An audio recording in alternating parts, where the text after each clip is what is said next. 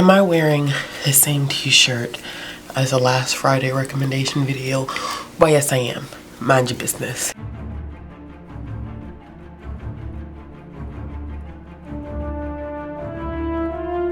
Hey y'all, welcome to the realm of comics where we discuss everything graphic novels, manga, and comics, and I am super out of breath. My asthma has been not super friendly to me.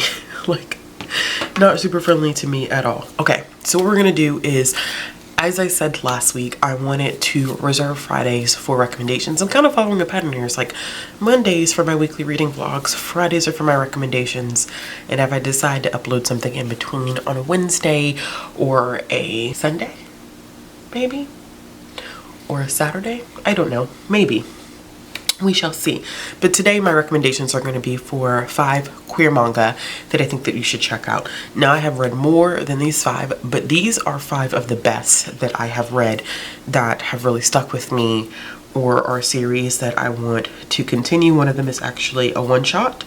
One of them is short in terms of how many volumes it is, but it is complete. And so, yeah. But what we're going to do is we're going to go ahead and jump right in. So this recommendation video is not too long. And I probably should have pulled off some of the ones that I own, but I'm never prepared for life in general. Okay, so the first one that I have on this list is She Loves to Cook, She Loves to Eat. Now, I've only read 1 volume of this, but I really enjoyed the volume that I read. It is about 2 individuals who live in the same building, they're neighbors, and one of them loves to cook but ends up cooking too much, and the other loves to eat but doesn't have anyone to cook for them. So basically they're kind of like a perfect match, where it just ends up being a situation at first where, you know, the one that loves to cook is simply like, hey, I've cooked too much food, you definitely should have some, check it out, like, I'm more than willing to share. And then it slowly begins to develop into something a little more.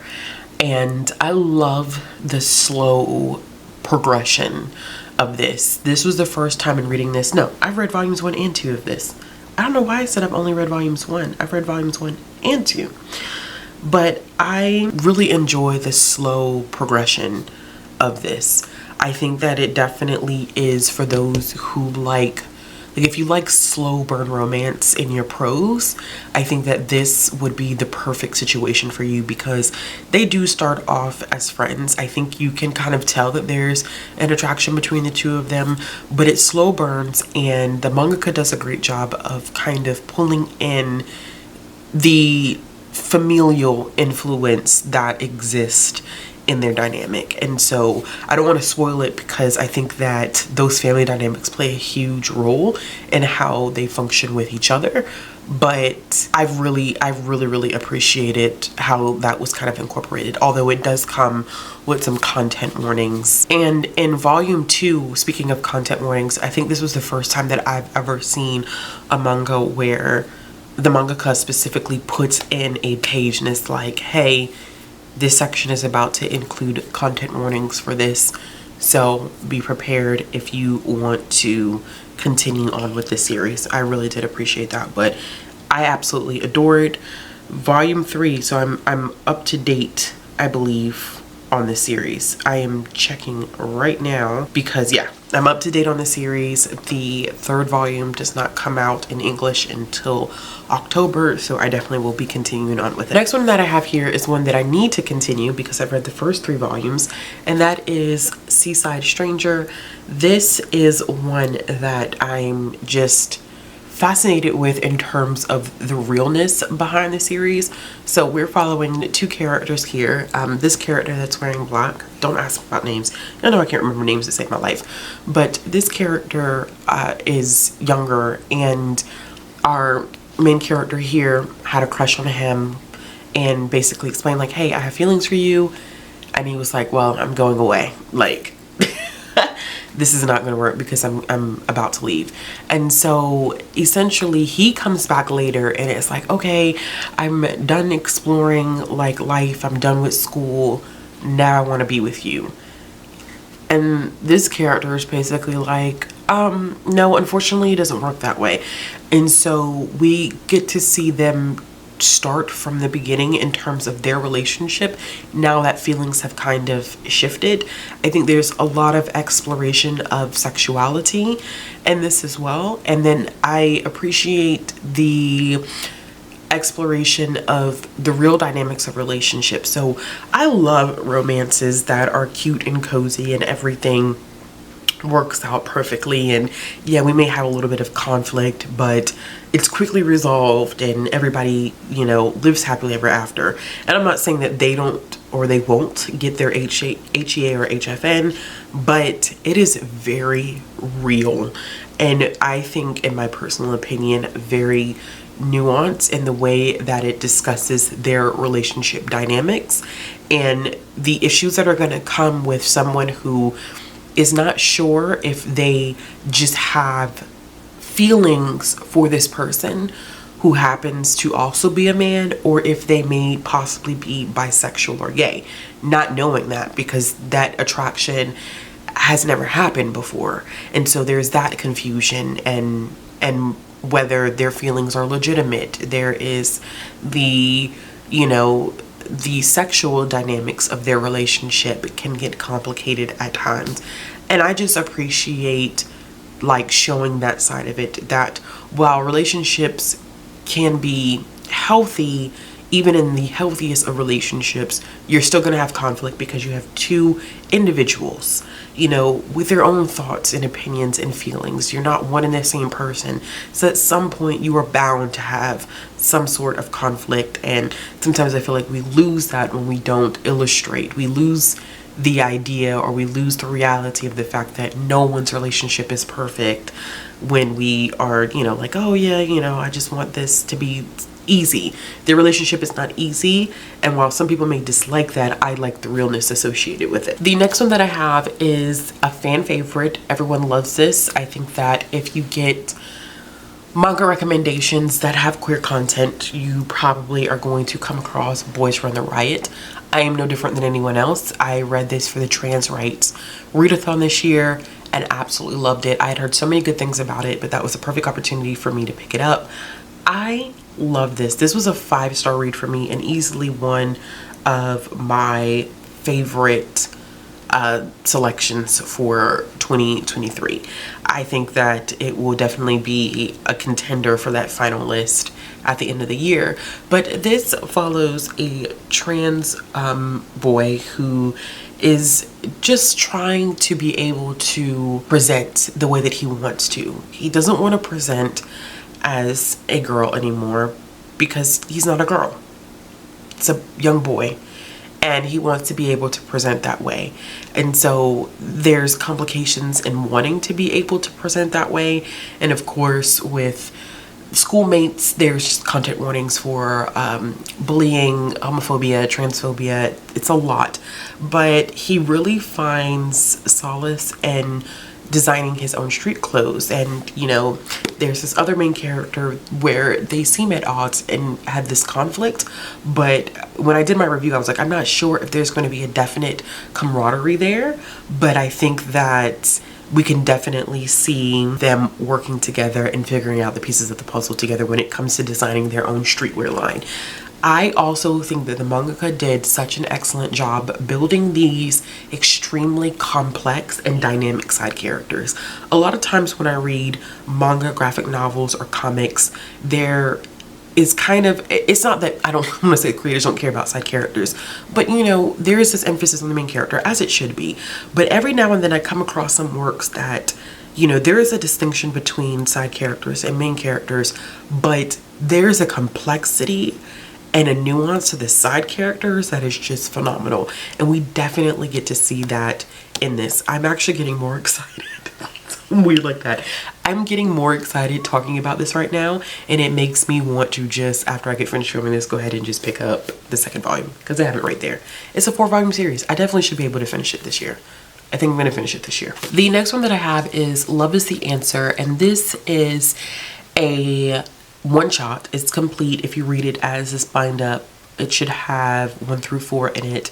It's a little over 300 pages. Did I read this for the Trans Rights Readathon? I think I read this one for the Trans Rights Readathon as well. So this one focuses on a main character who is feeling like she doesn't fit in. She's never been in a relationship where she's felt like a physical connection, physically attracted, and there's some just, you know, issues with thinking like, okay, is there something wrong with me? Am I weird? And her friends are just like, you just haven't found the right one. And then she goes to college and she realizes like, oh, there is this identity that is, there's a word for it. And I've never had a word to describe how I'm feeling, which is asexuality.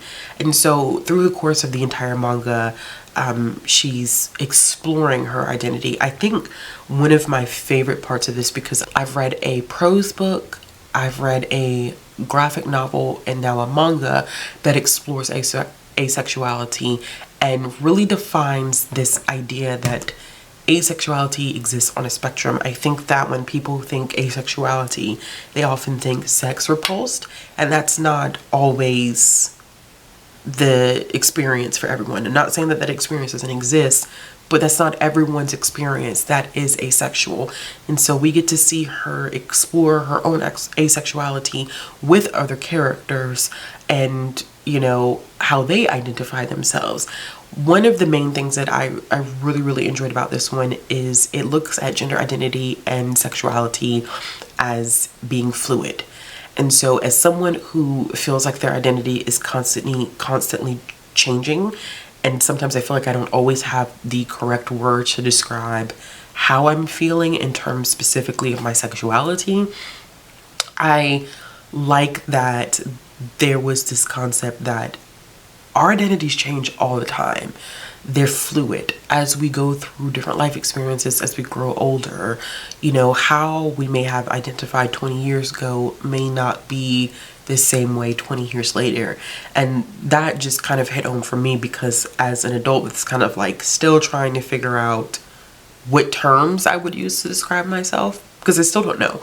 I feel like I was using one term at one point, and now I feel like I don't know if that necessarily fits who I am anymore. And so I really appreciate it. This was really great. Like I said, if you're just looking for a one shot that you can read in a couple of sittings, this will be the one to go for. The last one that I have on this list is also another well-known series, and one that I've read a couple of volumes of, and it's Love Me for Who I Am. This was fantastic. I really enjoyed the 2 volumes that I've read of this. This focuses on a non-binary main character who, of course, is not identifying as a girl or a boy. And so they're having a difficulty explaining that to people. People just don't grasp it at all. But they get this opportunity to work at this very unique, different maid cafe. And so they're able to make friends and be in a space where they feel a little bit more comfortable. Now, granted, there are some situations in which we have content warnings for characters that are misgendering or are bullying or are not really trying their hardest to understand where our main character is coming from. When they say like, hey, I don't identify as a girl or a boy. It doesn't matter what I'm wearing.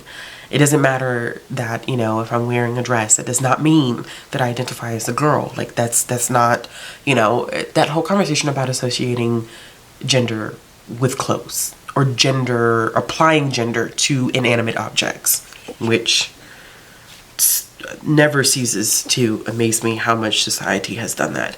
But I really did enjoy this one. I love the main character. They are sweetest soul in the world, and there's some complex things going on with a particular side character in volume 2, which here goes another one. I'm like, dang, I really should go ahead and put volume 3 on hold at the library, because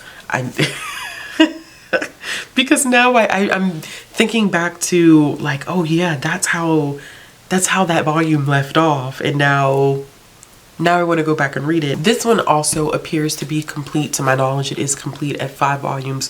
So like Boys Run the Riot, it's a shorter series. As a matter of fact, most of the ones except for Seaside Stranger, I'm not sure how many volumes that one is, but Love Is the Answer is a one shot. Love Me For Who I Am is 5 volumes. Boys Run the Riot is 4 volumes. So there are some shorter things on here if you're not looking to become immersed in another series. All right, y'all, let me know in the comments below if there are any other queer manga that you think I should be checking out. I've been reading more BL and Yuri manga, and some of it I have really enjoyed. Y'all know there are a couple of series that I'm actually in the midst of reading, 2 Yuri titles in particular that I'm not really a fan of because of the toxic nature of the relationships, of course, and a BL manga that I'm keep hopping back and forth with.